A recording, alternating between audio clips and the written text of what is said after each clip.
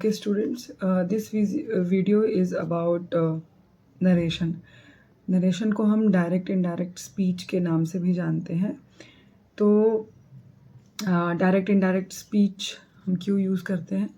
जब हम किसी के कहे हुए बात को या किसी जो ऑलरेडी सेड बात है उसको हम एज अ मैसेज कन्वे करते हैं. ठीक है, जब हम मान लीजिए कि आपके टीचर ने या आपसे किसी ने कुछ कहा, ठीक है, कोई भी बात, कोई भी जनरल स्टेटमेंट या कुछ भी बात कही और उसको आपको मैसेज के फॉर्म में कन्वे करना है, तो हम यहाँ पर यूज़ करते हैं नरेशन यानी डायरेक्ट इनडायरेक्ट स्पीच का. तो डायरेक्ट इनडायरेक्ट स्पीच में कितने रूल्स होते हैं, क्या होते हैं, इसको हम कैसे चेंज करते हैं? तो देखिए, सबसे पहले डायरेक्ट होता है. डायरेक्ट ऐसे सेंटेंसेस होते हैं जो डायरेक्टली किसी के द्वारा कहे जाते हैं. और इनडायरेक्ट जब हम उसको मैसेज के फॉर्म में कन्वर्ट कर के हम बताते हैं, that is called indirect. Right. अब देखिए, यहाँ पर एक सेंटेंस रखा है, I said you are busy. मैंने कहा तुम बिजी हो. अब आप यहाँ पर देख पा रहे हो, यहाँ पर एक कॉमा लगा है और यहाँ पर इन्वर्टेड कॉमा लगा है. कॉमा से पहले का जो भी क्लॉज है, ठीक है, आई सेड, इसको हम रिपोर्टिंग वर्ब कहते हैं. ठीक है, रिपोर्टिंग वर्ब कहते हैं. और इन्वर्टेड कॉमा के अंदर जो भी चीज़ें हैं, जो भी सेंटेंस है, उसको हम रिपोर्टेड स्पीच कहते हैं. राइट. अब देखिए कि बात ये होती है कि अब हम इसको ये जानेंगे कि कैसे चेंज करना है. ठीक है, देखिए, सबसे पहला जो नियम है यहाँ पर, वो नियम ये है कि व्हेन द रिपोर्टिंग वर्ब, यानी ये, ठीक है, when the reporting verb of direct speech in past tense. Past tense मतलब देखिए, ये पास्ट टेंस है, इसका प्रेजेंट फॉर्म क्या होगा, से या सेज. तो ये क्या है, हमारा पास्ट टेंस है. Then all the present tense are change to the corresponding past tense in indirect. यानी जब ये आपका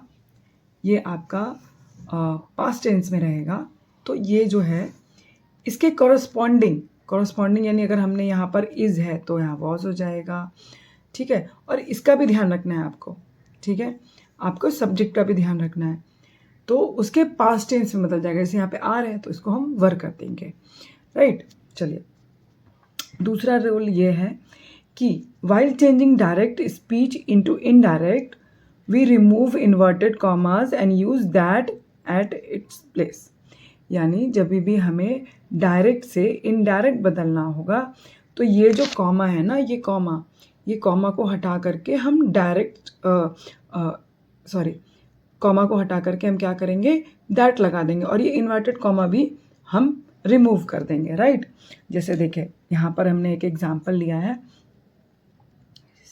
she said I am happy. ये हमारा क्या है, डायरेक्ट स्पीच है. अब जब हम इसका इनडायरेक्ट बनाएंगे तो यहाँ पर आएगा शी सेड दैट. इसको हटाया हमने, कॉमा को हटाया और इन्वर्टेड कॉमा को हमने रिमूव कर दिया. She said that she was happy. हमने क्या पढ़ा था फर्स्ट रूल में कि जो इसका कॉरस्पॉन्डिंग इसका जो पास्ट टेंस होगा उसमें हम डाल देंगे. ठीक है, अभी आगे हम और एग्जाम्पल्स देखेंगे. जैसे she said that she was happy. अब ये जो आई चेंज हुआ है, ये इसके अकॉर्डिंग चेंज होगा. ठीक है, वह कहती है कि जैसे हमने डायरेक्ट में ये बनाया कि she said I am happy, वह कहती है मैं खुश हूँ. लेकिन जब हम ये मैसेज कन्वे करेंगे तो हम क्या कहेंगे, she said that she was happy, वो खुश थी.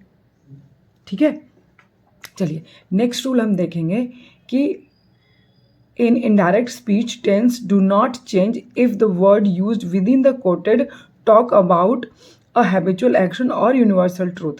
देखिए, अब इसका ये मतलब है कि इन्वर्टेड कॉमा के अंदर, ये जो कॉमा है ना, इन्वर्टेड कॉमा के अंदर अगर कोई हैबिचुअल एक्शन होगा या कोई यूनिवर्सल ट्रूथ होगा, तो हम इसका टेंस नहीं चेंज करेंगे. चाहे ये किसी भी टेंस में रहे, चाहे पास्ट रहे, प्रेजेंट रहे, फ्यूचर रहे, कुछ भी रहे, हम इसको चेंज नहीं करेंगे. एग्जाम्पल के लिए हम देखते हैं. देखिए, he said we can not live without air.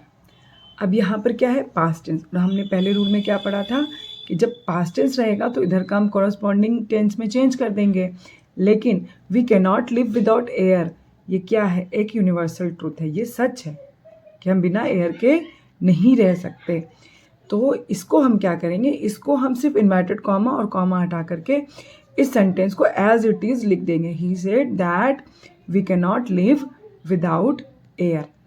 I hope आप लोगों को यहाँ तक समझ में आया होगा।